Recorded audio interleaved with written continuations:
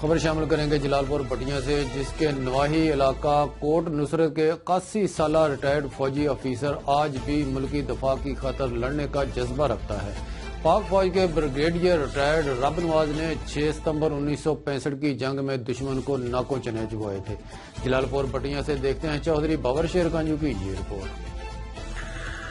جلال پور بٹیاں کا نوائی علاقہ کوٹ نصرت کا رہائشی 81 سالہ ریٹائر فوجی افیسر آج بھی ملک کی خاطر لڑنے کا جذبہ رکھتا ہے۔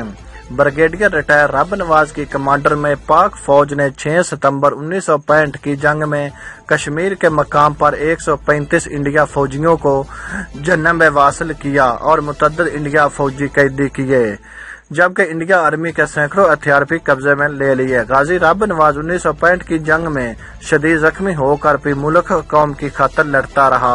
بریگیڈیئر ریٹائر رب نواز کو ان کی پاک فوج میں خدمات، جرات اور بہادری پر ان ستارہ جرات سے بھی نوازا گیا۔ بریگیڈیئر ریٹائر رب نواز کے 2 بیٹے اور پوتے پاک فوج میں اپنی خدمت سر انجام دے رہے ہیں۔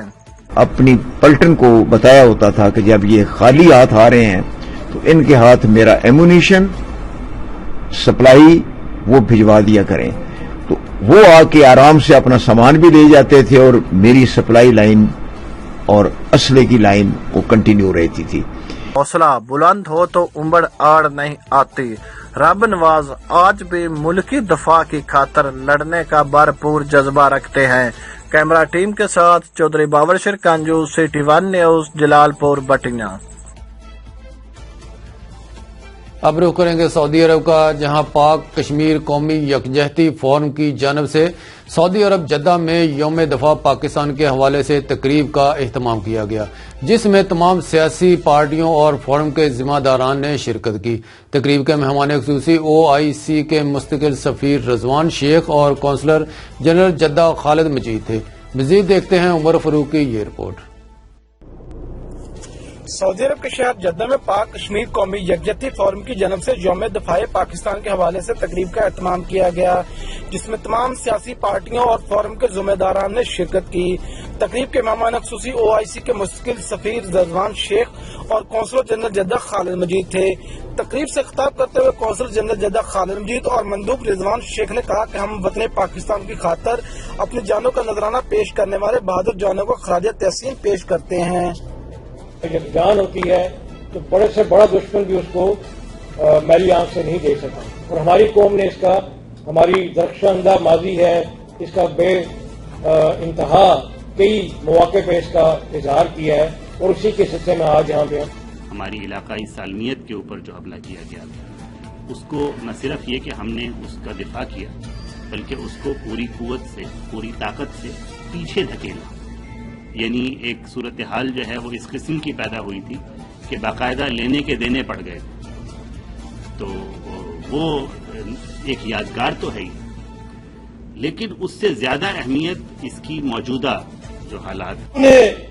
میرا تعلق سیالکوٹ سے ہے، ہم جانتے ہیں کہ جب اس مکار ہندو بنیا نے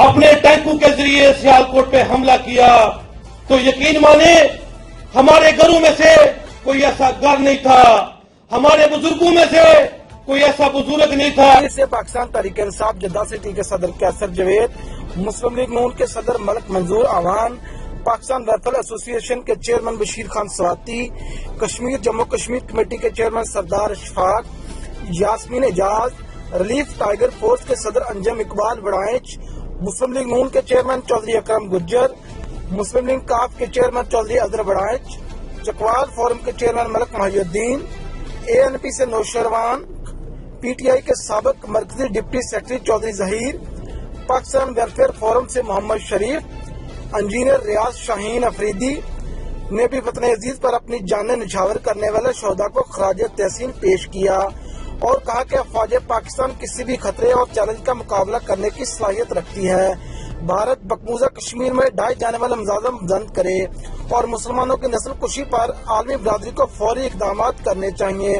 مقبوضہ کشمیر خطے میں پائیدار امن کے قیام اور تقسیم کا ایک نامکمل ایجنڈا ہے، جسے کشمیری عوام کی امنگوں کے مطابق حل کرنا چاہیے۔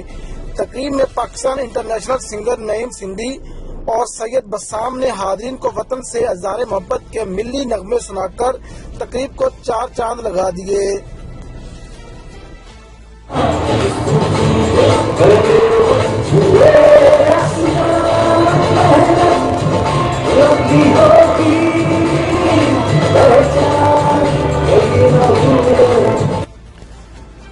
چھ ستمبر یوم دفاع پاکستان ملی جوش و جذبے سے منایا جا رہا ہے۔ ملک بھر میں شہیدوں کو خراج تحسین پیش کرنے کے لیے تقریبات کا سلسلہ جاری ہے۔ حافظ آباد کا لانس نائک محمد عثمان شہید بھی 2010 سوات میں آپریشن میں دشمن سے لڑتے لڑتے وطن پر جان قربان کر گیا۔ عثمان شہید کے گھر ہمارے نمائندے شفاقت علی وٹو موجود ہیں، ان سے بات کرتے ہیں۔ جی شفاقت، کیا بتائیں گے ہمارے ناظرین کو؟ جب تک نہ جلے دیپ شہیدوں کے لہو سے، کہتے ہیں کہ جنت میں چراغاں نہیں ہوتا۔ 6 ستمبر ملک پاکستان میں یوم دفاع کے طور پہ منایا جا رہا ہے۔ اسی دن کے حوالے سے آپ کو بتاتا چلوں تو 1965 کی جنگ میں انڈیا نے غاصبانہ حملہ کیا اور پاک آرمی نے انڈیا کے نہ صرف داند کھٹے کیے بلکہ ناکوں چنے بھی چبوائے۔ میں اس وقت اس دن کے حوالے سے ایک شہید حافظ آباد کے شہید عثمان شہید کے گھر میں موجود ہوں، جو 2010 میں سوات آپریشن میں شہید ہوا۔ میرے ساتھ ان کے والدین موجود ہیں، مزید ان سے جان لیتے ہیں۔ ماں جی بتائیے گا آج کے دن کے حوالے سے کیا کہنا چاہیں گے؟ خوش نصیب ماں میرے بیٹے نے شہادت پائی ہے، سال بعد بیٹے کی یاد بہت آتی ہے۔ تے میرا بیٹا فرمادار بہت سیگا، آندا سی امی میں شہید ہو کے آواں، میں تیرے بغیر کس طرح جیواں گی۔